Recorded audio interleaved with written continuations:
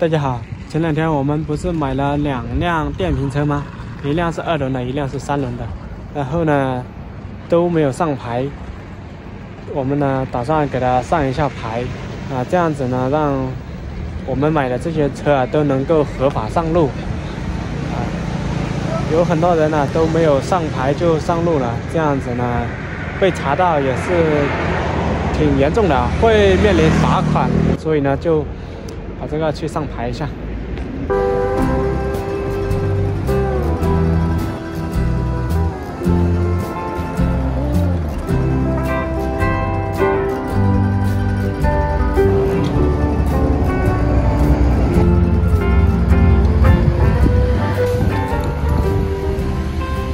今天呢就先给这个2轮的上了，3轮的呢改天再上。但不知道现在还能不能上牌。它的证件呢现在也是齐全的，去看一下吧，不知道要多少费用啊。在前面就是上牌的地方。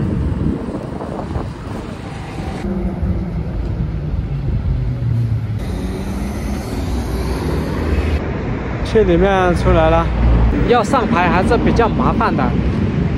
首先呢，这辆车的这个发票要改成我的名字，要去商家那里改，不知道能不能改，要去问老板。如果改不了我名字的话，必须得要那个人第一个车主先上牌了，然后过户到我的名字，只能这样。去看看老板那里能不能把发票改成我的名字，如果能改成我的名字呢，就可以落户。但是呢，也得上检测站检测一下这辆车正不正常然后后面的这个架子也说这个是也要改，这个样子不行。那我现在去问一下老板那里吧，看他能不能改成我的名字。现在来到老板家了。我们这辆摩托车要上牌的话，得需要上一任车主的身份证。首先呢，上牌到上一任车主的头上，然后呢再转到我这里来，这样的。这辆电瓶车是2022年的，看不出来呀，还是蛮新的。已经超过了2年，所以呢还需要上检测站。上检测站呢又要加200块钱的费用。老板联系了前一任车主了。叫前一任车主来配合我把这个车上牌，不给我这样。现在我要上牌这辆电瓶车，大约费用要500人民币左右。你看前一任车主先上牌前一任车主上牌的话，大约是60块钱的这个牌照费，然后呢要转给我转到我头上的话，需要一个2手车交易发票。那这个发票呢，大约是100块钱，那就是160了。然后呢，我需要上检测站检测这辆车能不能正常过户还好不好，这些要200块，所以呢就是360块钱了360块钱了以后呢，我要买这个保险，这个车的保险是100多块钱大约150，那我们就按140来算。那360加140呢，就500了500了。然后呢，再上牌转到我头上上这个牌呢，也又要这个牌照费，可能又得60块钱，就是560块钱左右。这么一辆电瓶车上牌各种各样的操作，合法上路。现在呢，在等原车主要不要来这里，因为需要他身份证原件去办理，复印件都不行。因为他这个车没有上过牌，如果上过牌呢，复印件就可以搞定。但没上过牌就需要原件。所以呢，我就不在这里等了，先回去了。如果原车主愿意来这里了之后呢，我再过来跟老板商量怎么弄，怎么操作。老板还是比较懂的，我就先回去了。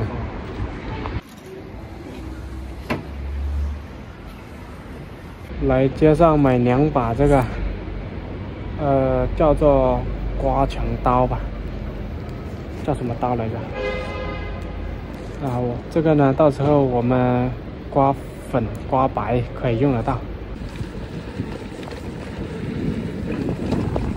现在来农村了，我旁边这里呢是我们买房子的这个村的村委会。我们院坝那里3棵树呢，我想修剪，但是呢不知道要不要申请。我去问一下村委会他们吧。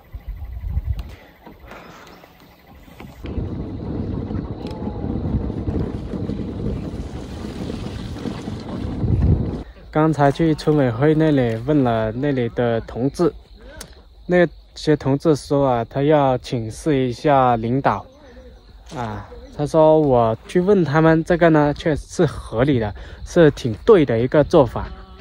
确实啊，因为这么大的树啊，而且呢，那位同志说的是，这些树啊都是上一辈种的，所以呢，请示一下是比较好的。所以呢，我就不敢乱砍了，是吧？得等同意。所以呢，去问他们能不能申请需不需要申请砍，是吧？所以呢，我的工作现在就是外面的这个围栏呢，也不敢做了，对，因为怕到时候要砍的话，要修剪的话，砸到啊这些又要重新弄。所以呢，我们的工作这里又没做有不少观众说这里做一点，那里做一点。其实我们不是故意这样子我们是遇到问题呢，就是需要停的我们再停，不需要停的呢，我们会陆陆续续的干。然后像这个墙也有观众说做一点就去做一点，因为这个墙真的是涨水站那里都不好站。现在水虽然下去了一点点，但是呢边上还是不太好站，所以还是不太好砌墙。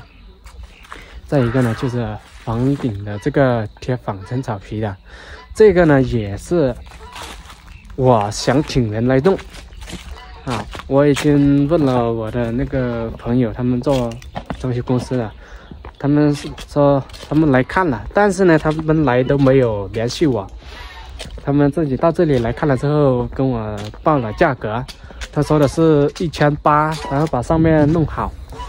所以呢我还在考虑嘛，考虑的同时呢，我们就把这个里面做了呗，是不是昨天呢就做了这个吊顶，所以呢就是也就是能做什么就做什么，并不是说故意这里做一点，那里做一点。这个树你看他们没有同意，我也不敢乱请人来砍是不是到时候他们同意让我修剪了，我还要找人来弄，找人来修剪，找人可能也需要一点时间。其实呢，我是在手机上面联系了街道办的，然后街道办的同志呢没有回复我，不知道为什么。还有罗叔家的儿媳，我也联系他了，我在手机上联系他了，然后呢也没有回复我，我也不知道为什么。儿媳还是这个村的村委会的，不知道，可能是因为谁都害怕做各种各样的工作，怕承担什么的，不想说那么多。反正呢，今天我去村委会遇到的是一个同志，外地不是外地吧，就是其他村的，来驻村这里工作的，驻村工作，所以呢，他说需要请示上级领导，明天呢，我再去找他们问就行了。如果不能砍、不能修剪的话，就麻烦了。为什么我们的改造工作会比较慢呢？就是因为我呢就想什么事情都合法化，得到大家的认可，这样子呢就会比较慢，因为很多事情都得看别人，经过别人，这样子确实就会很慢很慢，不是说我们想做什么就做什么，那样子就会快一点，怎么都得经过别人。就像之前我跟电网公司说我要申请拉电，他们要一个这个房子的归属权证明，我让罗叔的儿媳帮我开一个，他没办法给我开，罗叔的儿媳是村支书嘛，其实要是他开呢，就很快就可以拉了。他为什么没办法开啊？他说这房子没有房产证。但我拿这个购房合同给他了，他的还是不敢开，他要有房产证。这个归根结底呢，还是村委会不支持吧，村支书不支持吧。其实农村的房子啊，很多都没有房产证的，基本上都没有房产证。但是呢，要是支持的话，他很快就可以开了。就像叉叉那里他们买的房子，是不是啊？村支书很支持啊，人家开那个一个归属证，一下子就开到了，然后很快就可以拉电了。他这个村支书不支持，他也害怕担什么各种各样的责任，不敢服务我们的一些工作，只会做一些应付上级领导的工作。上级领导安排他做什么他就做什么。上面这个树呢是要修剪的啊，不修剪的话是不安全的，所以呢这个围栏就得停工了，修剪了再开工。肉眼呢都可以看到上面的一些干枯的树枝，所以呢大家不要着急啊，理解一下，谢谢大家。